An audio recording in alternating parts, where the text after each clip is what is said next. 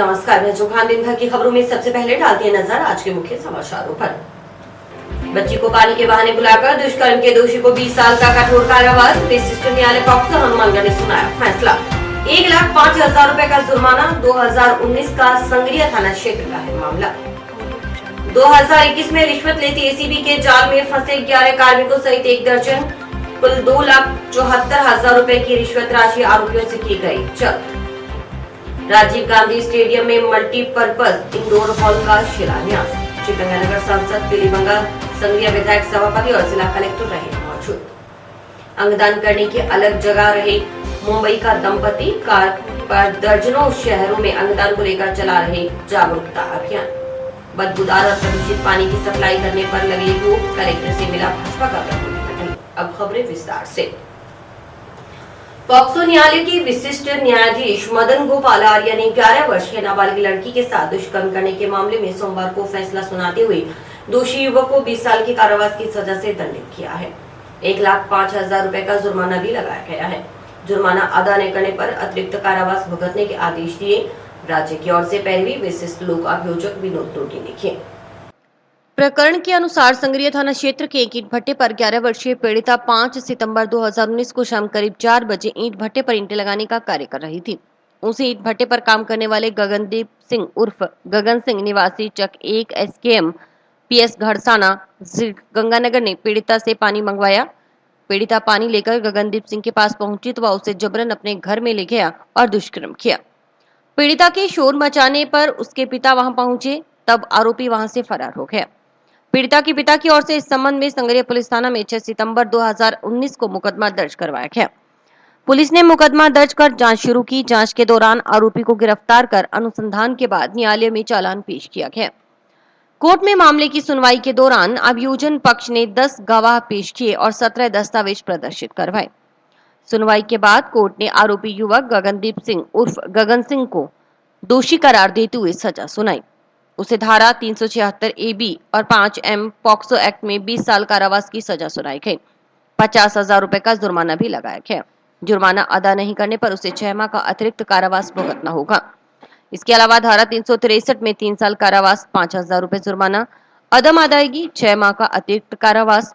धारा 366 में 7 साल कारावास, 50,000 रुपए जुर्माना, अदम अदायगी 6 माह के अतिरिक्त कारावास की सजा सुनाई।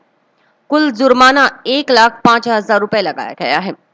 विशिष्ट लोक अभियोजक विनोद टोटी के अनुसार उनके लिए यह मामला काफी महत्वपूर्ण रहा, क्योंकि पीड़िता आर्थिक रूप से कमजोर मजदूर परिवार से थी।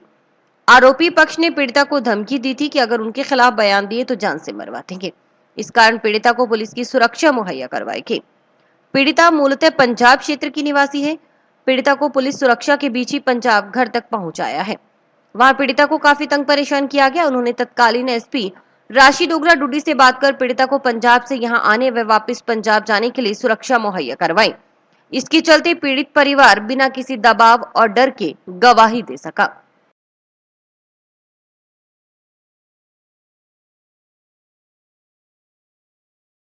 आज सरकार बनाम गगनदीप सिंह उर्फ गगन सिंह में माननीय विशिष्ट न्यायाधीश पॉक्सो प्रकरण हनुमानगढ़ ने फैसला सुनाया। इस मामले के तथ्य इस प्रकार है। पीड़िता को 5/9/2019 को मुलजिम शाम 4 बजे पीड़िता ईंट भट्टे पर ईंटें लगा रही थी। तब उसे मुलजिम ने पानी मंगवाया। जब वो पानी देने गई तो मुलजिम उसका हाथ पकड़कर उसे ज़बरदस्ती अपने घर में खींच के ले गया और ज़बरदस्ती बलात्कार किया। पीड़िता की उम्र 11 वर्ष थी। पुलिस ने बाद में चालान पेश किया और अभियोजन ने 10 गवाह करवाए और 17 दस्तावेज प्रदर्शित करवाए। मामला मेरे लिए काफ़ी महत्वपूर्ण रहा, क्योंकि ये बच्ची काफ़ी गरीब थी, एक मजदूर वर्ग से आती थी। और जब ये बयान देने के लिए आई तो मुलजिमों ने इसको धमकी दी हुई थी कि अगर हमारे खिलाफ बयान दोगे तो जान से मरवा देंगे। तो इनको पुलिस की सुरक्षा मुहैया करवाई गई। इनको घर तक, ये पंजाब से आए थे, वहाँ इनको छोड़ के आया गया। बाद में इनको काफ़ी तंग व परेशान किया गया। तो तत्कालीन SP श्रीमती राशि डोगरा डूडी जी से मैंने फ़ोन पर बात कर इनको सुरक्षा मुहैया करवाई थी। भारत सरकार के युवा मामले एवं खेल मंत्रालय की ओर से खेलो इंडिया के तहत हनुमानगढ़ जिला मुख्यालय पर राजीव गांधी स्टेडियम में मल्टीपर्पज इंडोर हॉल का निर्माण करवाया जा रहा है। मल्टीपर्पज इंडोर हॉल के निर्माण कार्य का शिलान्यास सोमवार को श्रीगंगानगर सांसद निहाल चंद, पीलीबंगा विधायक धर्मेंद्र मोची, संगरिया विधायक गुरदीप शाहपी ने सभापति गणेश बंसल व जिला कलेक्टर नतमल डिडेल की ओर से नींव पत्थर रखकर किया गया। खेलो इंडिया के तहत 3.27 करोड़ रुपए की लागत से सिविल व फर्निश्ड जबकि 30 लाख रुपए की लागत से विद्युत कार्य होगा। इसकी नोडल एजेंसी रुडिस्को है। मल्टीपर्पज इंडोर हॉल के शिलान्यास मौके पर आयोजित कार्यक्रम में सांसद निहाल चंद ने बताया कि मल्टीपर्पज इंडोर हॉल का निर्माण कार्य करीब 4 करोड़ रुपए की लागत से होगा। उन्हें उम्मीद है कि मल्टीपर्पज इंडोर हॉल के निर्माण के बाद हनुमानगढ़ जिले के खिलाड़ी पारंगत होंगे और राष्ट्रीय स्तर पर अपनी प्रतिभा का परचम लहराएंगे। उन्होंने कहा कि मल्टीपर्पज इंडोर स्टेडियम की शिलान्यास का दिन एक ऐतिहासिक दिन है। जिला कलेक्टर नतमल डिडिल ने कहा कि पूरे देश में खेल प्रतिभाओं को बेहतर प्लेटफॉर्म देने के लिए खेलो इंडिया के तहत ये बहुत अच्छी शुरुआत है। करीब 4 करोड़ रुपए की लागत से मल्टीपर्पज इंडोर स्टेडियम का निर्माण होगा। इसमें volleyball, badminton, table tennis, basketball, handball के मैदान बनेंगे। खिलाड़ियों व कोच के लिए अन्य सुविधाओं का भी विकास होगा। इस प्रकार की अत्याधुनिक सुविधाओं से जिले के खिलाड़ियों को फायदा होगा।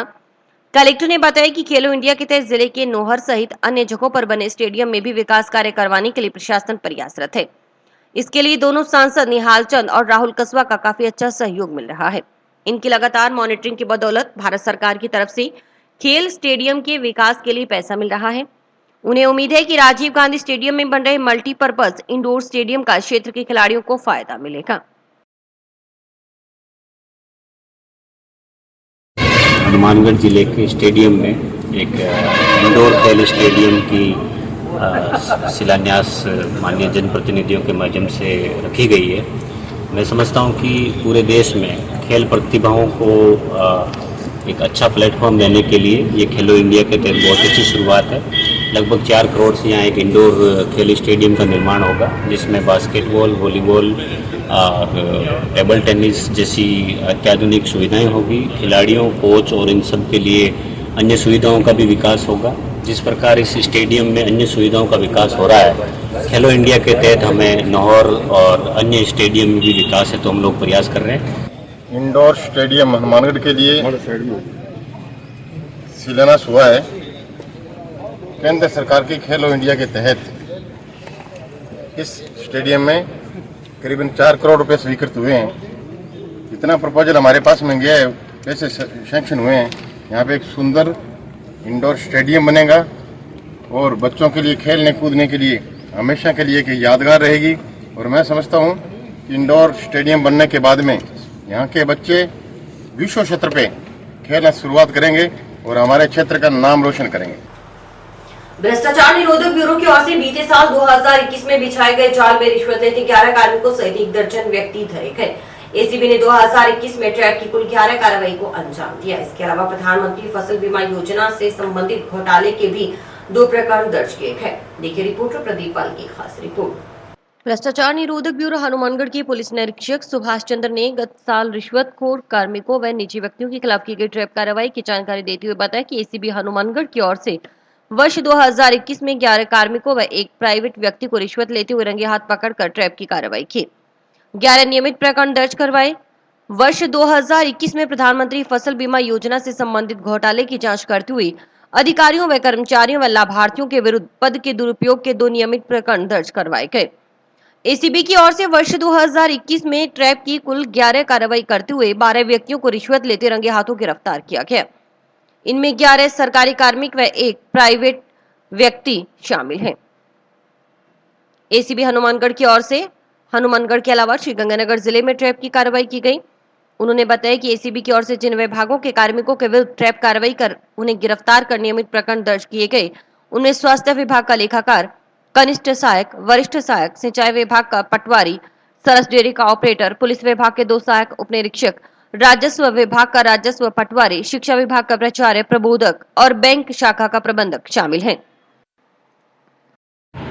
पिछले साल 2021 में भ्रष्टाचार निरोधक ब्यूरो की चौकी हनुमानगढ़ द्वारा कुल 11 प्रकरण दर्ज किए गए थे। उसमें 12 लोगों को अरेस्ट किया गया। उसके अलावा 2 जो अपने फर्जी बीमा किसान द्वारा जो उठाए गए थे, उसके प्रकरण भी चौकी द्वारा ही दर्ज करवाए गए। इसी दौरान स्वास्थ्य विभाग, सिंचाई विभाग, सरस डेयरी, पुलिस विभाग, राजस्व, शिक्षा और बैंक, इन सभी डिपार्टमेंटों से अलग अलग कर्मचारियों को ट्रैप किया गया था हमारी चौकी के द्वारा।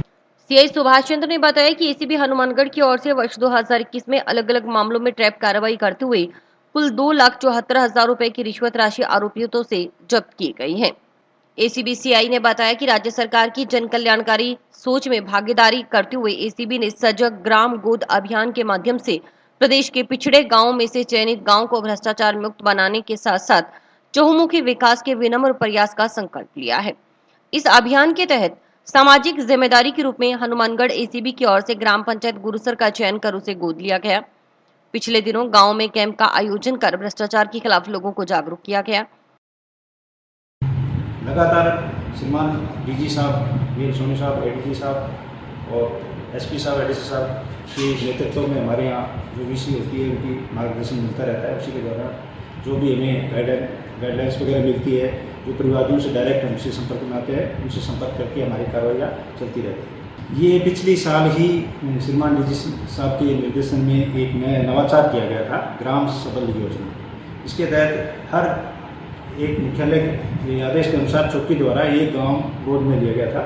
इसी के अनुक्रम में हमारे द्वारा भी ये गांव में लिया गया था, गांव गोद में लिया गया था, जिसमें उस गांव की बेसिक समस्याएं जैसे पानी की, बिजली से या जो श्रमिक कार्ड, जॉब कार्ड जो बनते हैं, उससे संबंधित उनको बेसिक तो उनको ये सिखाया जाता है कि ये सब सारे काम फ्री होते हैं, उनको आप किसी तरह की घोषणा दें और उनको जागरूक किया जाता है और संबंधित विभाग से कोऑर्डिनेशन करके उस गांव में एक कैंप लगवाया जाता है ताकि अधिक से अधिक जो सरकारी योजना, जन योजनाएं जो चल रही है उनका सभी को फायदा मिल सके। उन्होंने जिले के नागरिकों से अपील की है कि कोई अधिकारी, कर्मचारी, जनप्रतिनिधि रिश्वत मांग रहा है तो भ्रष्टाचार निरोधक ब्यूरो के टोल फ्री हेल्पलाइन नंबर 1064 और व्हाट्सएप हेल्पलाइन नंबर 94 135 028 34 और एसीबी हनुमानगढ़ कार्य के लैंडलाइन नंबर 01552 260 776 पर संपर्क कर भ्रष्टाचार के विरुद्ध अभियान में योगदान दें।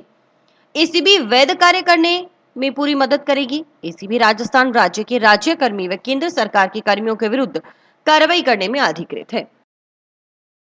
समस्त जिला वासियों से यही एक अपील है कि अपनी जो गाड़ी कमाई है उसको अपने भ्रष्टाचार में ना कमाएं और अगर किसी के को कोई कर्मचारी या अधिकारी परेशान कर रहा है तो हमसे बेझिझक आप संपर्क कीजिए। हम आपके वो काम भी करवाएंगे और जो भ्रष्ट अफसर है उसके खिलाफ कार्रवाई करेंगे।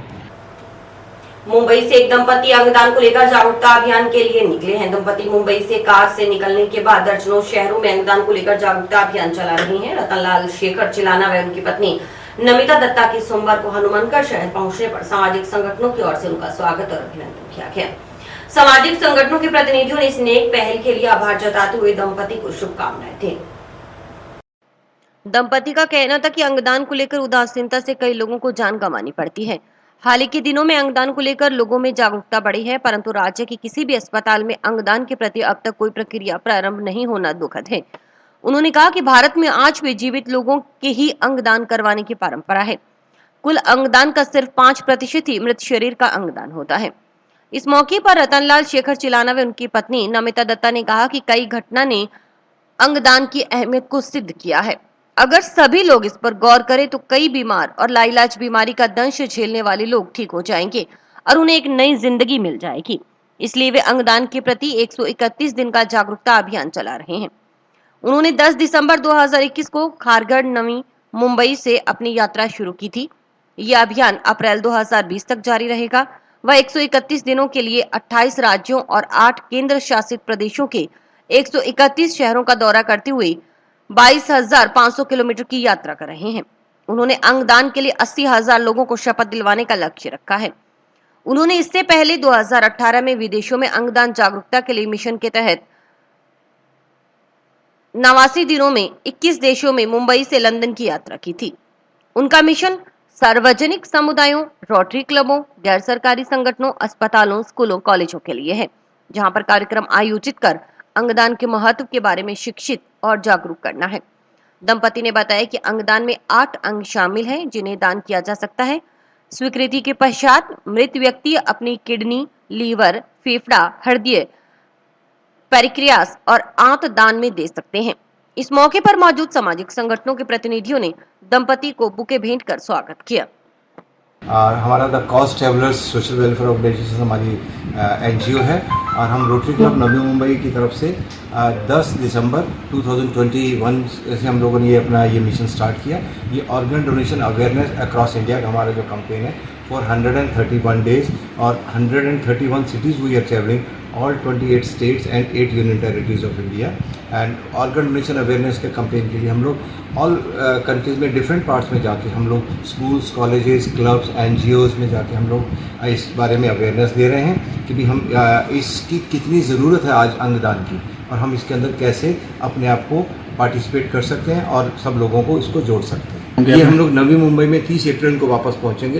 पहले हमको 18 अप्रैल को वापस पहुंचना था लेकिन कोरोना की वजह से बीच में हमको कुछ ब्रेक देना पड़ा, इस वजह से हम 30 अप्रैल को हम लोग मुंबई पहुंचेंगे। हम हनुमानगढ़ के ज़िला वासियों से ये अपील करना चाहेंगे, आज जो हमें अंगदान की ज़रूरत है और हम आगे इसके लिए बढ़ें और हम सब जो हमारे आज वेटिंग लिस्ट हर रोज़ 20 लोगों की वेटिंग लिस्ट बढ़ जाती है।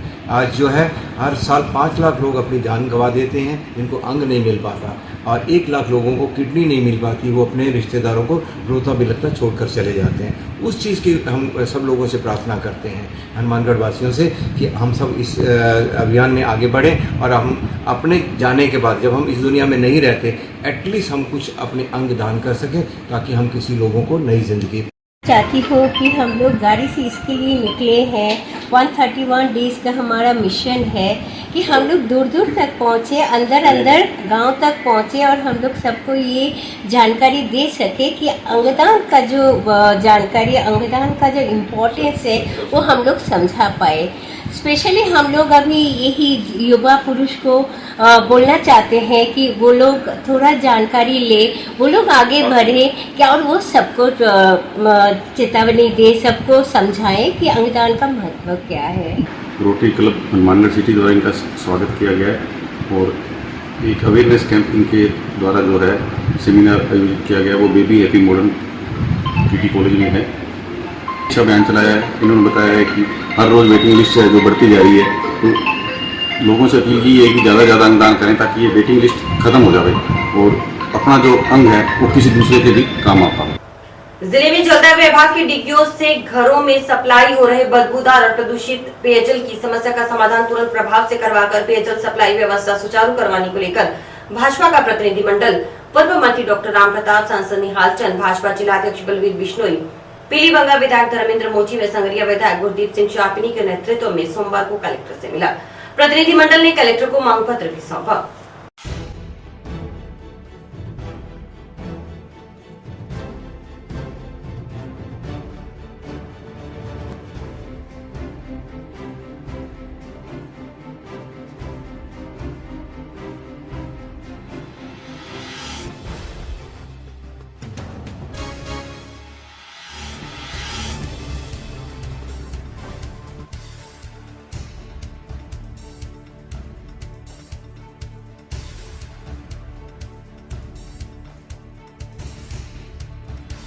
मुख्य रूप से जो भी चाहे शहर में हो चाहे गांव में हो, जो वाटर वर्क्स जर्जर हालत में, जनता को शुद्ध पीने का पानी नहीं मिल रहा, क्योंकि इसमें 2 कारण, एक तो नहरों में गंदा पानी आना और दूसरा जो वाटर वर्क्स जहाँ स्थित है वहाँ पूरी सार संभालने होने की वजह से वहाँ से भी आम जन को गंदा पानी मिल रहा है। तो इससे निजात पाने के लिए हमने जिला कलेक्टर साहब को निवेदन किया है। दूसरा, जो नहर बंदी के बाद, क्योंकि हरीक के बैराज से पीछे जो पानी, जो पंजाब की फैक्ट्रियों का गंदा पानी जो उस बहाव क्षेत्र में इकट्ठा हो जाएगा और जैसे ही हरी के बैराज से यानी पीछे पोंग डैम से पानी रिलीज होगा और हरी के बैराज आएगा तो सबसे पहले जो फैक्ट्रियों का गंदा पानी है वो राजस्थान में आएगा। तो हमने ये निवेदन किया है कि जो भी गंदा पानी है उसके साथ थोड़ा बहुत पानी मिलाकर वो पाकिस्तान की तरफ हरी के बैराज से निकाल दिया जाए और 2-3 दिन के बाद जब वो गंदा पानी पाकिस्तान की तरफ चला जाएगा, फिर जब शुद्ध पानी हो तो हरी के बैराज से राजस्थान के जो 13 जिले पीने का पानी जो इंदिरा गांधी नहर से प्रयोग करते हैं, तो इस तरह की व्यवस्था करने के लिए हमने निवेदन किया जिससे इस आमजन को पीने का शुद्ध पानी मिले। भाखड़ा नहरों में सिंचाई व पीने का पानी उपलब्ध करवाने की मांग को लेकर भाखड़ा क्षेत्र के किसानों ने सोमवार को कलेक्टर और जल संसाधन विभाग के मुख्य अभियंता को ज्ञापन सौंपा। किसानों की अगुवाई कर रहे रायसिंह जाखड़ ने बताया कि भाखड़ा का किसान पिछले 3-4 सालों से इंदिरा गांधी नहर परियोजना में निर्माण कार्य का कारण अनावश्यक बंदी की मार झेल रहा है, जबकि भाखड़ा को अस्थायी तौर पर सरहिंद फीडर के लिंक चैनल से पानी मिल सकता है।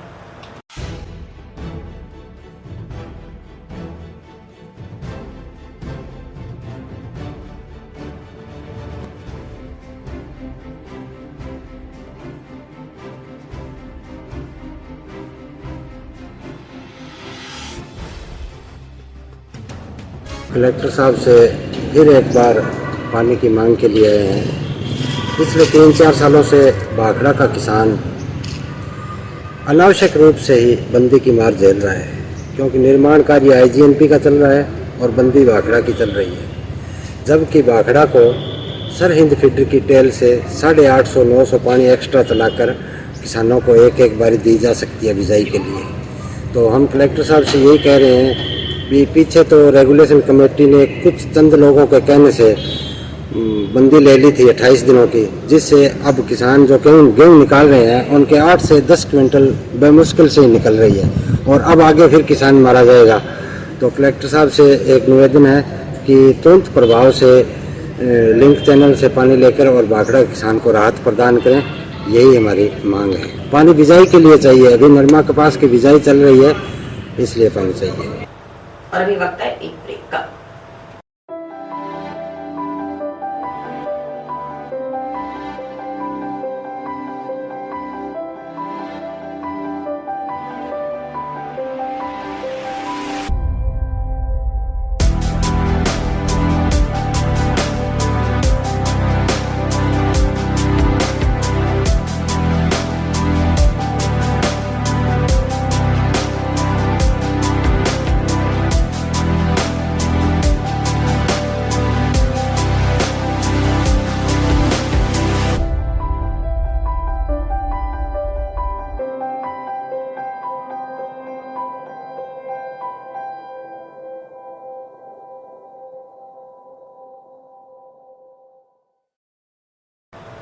जंक्शन पुलिस ने 2 अलग-अलग जगहों पर कार्रवाई करते हुए 52 लीटर हथकढ़ शराब बरामद कर 2 जनों को गिरफ्तार किया है। पुलिस आबकारी अधिनियम के तहत मुकदमे दर्ज कर जांच में जुटी है। जानकारी के अनुसार सुरेशिया चौकी प्रभारी एएसआई भूप सिंह ने पुलिस टीम के साथ रविवार रात्रि को गश्त के दौरान किशोर न्याय बोर्ड के पास कार्रवाई करते हुए 50 लीटर हथकढ़ शराब बरामद कर केवल सिंह निवासी वार्ड 58 सुरेशिया को गिरफ्तार किया है। दूसरी कार्रवाई में एएसआई जसकरण सिंह ने संदीप सिंह उर्फ शेला निवासी आईटीआई बस्ती को 2 लीटर हथकढ़ शराब से गिरफ्तार किया।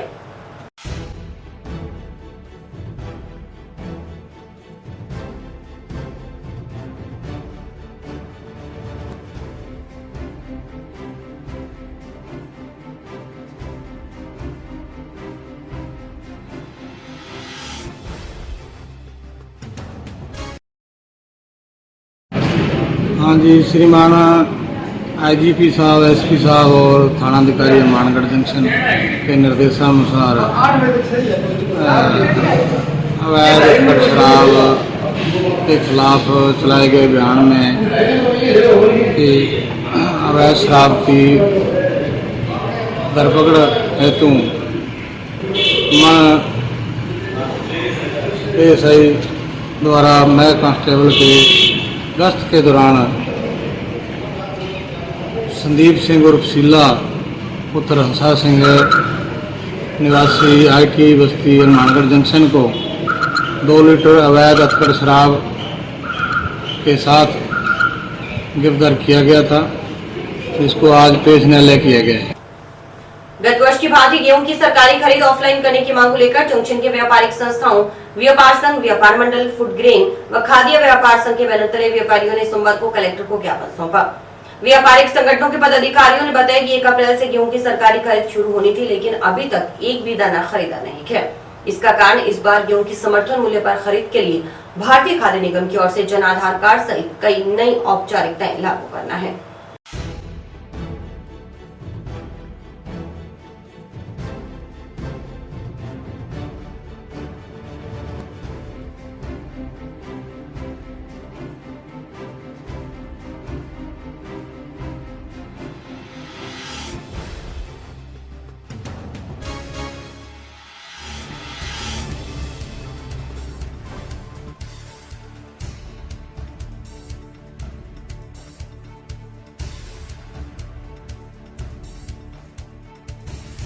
एफसीआई की खरीद अब चालू हुई है 1 अप्रैल से, परंतु अभी तक एक भी दाना मंडी से नहीं खरीदा गया है। कारण क्या है, जो राज्य सरकार ने अब के जो नियम बहुत सख्त कर दिए हैं कि जन आधार कार्ड है और ना किसानों के जन आधार कार्ड बने हुए हैं, और यदि बने भी हुए हैं वो बैंक से तो लिंक नहीं हुए हैं, और उसमें भी बता रहे हैं भी 10,000 से या 20,000 से ज़्यादा उसमें निकासी नहीं होगी। और जो एक बार यदि वो यूज हो गया तो वो जन आधार कार्ड द्वारा नहीं पोर्टल खुलेगा। तो किसान के तो जिसके 100 बीघे हैं या 200 बीघे उसमें कितनी कणक है तो वो कैसे करेगा। इस कारण जो नियम है बहुत गलत है। हमने मांग 4 तारीख को कलेक्टर साहब को लेटर दिया था, टाउन और जंक्शन वालों ने भी ये खरीद पिछली दफ़ा ऑफलाइन की जाए, जैसे पिछली दफ़ा चल रही थी उस सब प्रकार होनी चाहिए। और किसान बहुत परेशान हो रहे हैं। अभी तक तो प्राइवेट बिक रही है कणक, यदि गवर्नमेंट नहीं खड़ी होगी तो ये मंदी बिकने लग जाएगी, तो किसान को बहुत ज़्यादा नुकसान है। और प्रशासक बिल्कुल ही ये नहीं कर रहा है भी किसानों की सुनी जाए और ये ऑफलाइन हो जाए। पिछली दफ़ा 3 चीज़ें थी, आधार कार्ड था और जमा गरदौरी की जो पीली पर्ची थी और एक था अपने बैंक की पासबुक। यही चीज़ों पे खरीद होनी चाहिए जिससे मंडी में जो किसानों का माल मंडी में पड़ा है वो बिक जाए। जो थोड़े हल्के माल है वो बिल्कुल ही नहीं बिक रहे हैं। तो यदि एफसीआई खरीद चालू हो जाए तो सारा बिकने चालू हो जाए, किसान को इससे फायदा होगा, नहीं तो किसान को बहुत ज़्यादा लॉस है। तो हमें आंदोलन करना पड़ेगा और शायद बिहार बंद करना पड़ेगा। किसानों को साथ लेके कलेक्टर के आगे धरना भी देना पड़ सकता है यदि यही हाल होगा। जैन मुनियों का प्रवेश सोमवार को निकटवर्ती गांव मकासर में हुआ। जैन मुनियों का प्रवेश ग्रामीणों की ओर से उत्साह से करवाया गया। गांव के प्रवेश स्थल से ग्रामीणों ने जैन मुनियों के साथ पूरे गांव की परिक्रमा की। जैन मुनियों का प्रताप चंद अर्जुनदास जैन बाबेल परिवार के निवास स्थान पहुंचने पर स्वागत किया गया।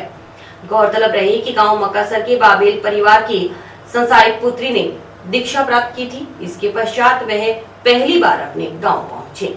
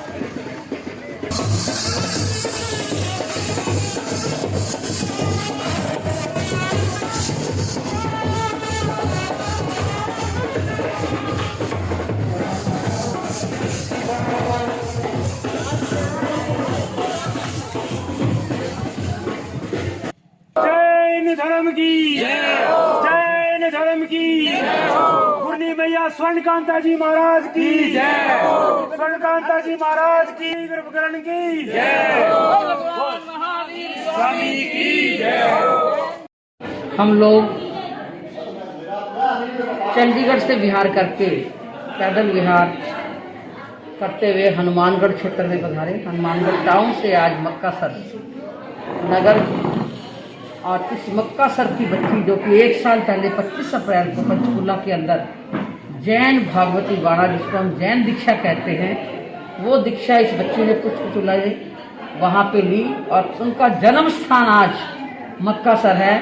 और 1 साल के अंदर अंदर ये साधी जी महाराज कहाँ है, पैदल विहार करते हुए ग्राम ग्राम नगर नगर के अंदर होते हुए धर्म का प्रचार, भगवान महावीर के महान प्रवचन, अहिंसा, सत्य, अस्तेय, ब्रह्मचर्य, अपरिग्रह, अनेकांतवाद, स्यादवाद और इसके बाद सापेक्षवाद के महान सिद्धांत के ऊपर, और सबसे बड़ा भगवान महावीर का एकांतवाद के धर्म को लेकर के ये ग्राम ग्राम नगर नगर के अंदर पैदल विहार करती हुई आज आपकी जन्मस्थली मक्कासर के अंदर पधारी है। और मक्कासर आने पर पूरे ग्रामवासियों ने जो स्वागत इस बच्ची का किया है वो शब्दों में बयान नहीं। पूरे नगरवासियों को, इनके माता पिता को, दादा प्रताप चंद जी को, इनकी दादी और इनकी दादी श्री अर्जुनदास जी और दादी विद्याबाई, हेमराज जी, पदम जी और शंकर जी, मोहनलाल जी और बहन पुष्पा,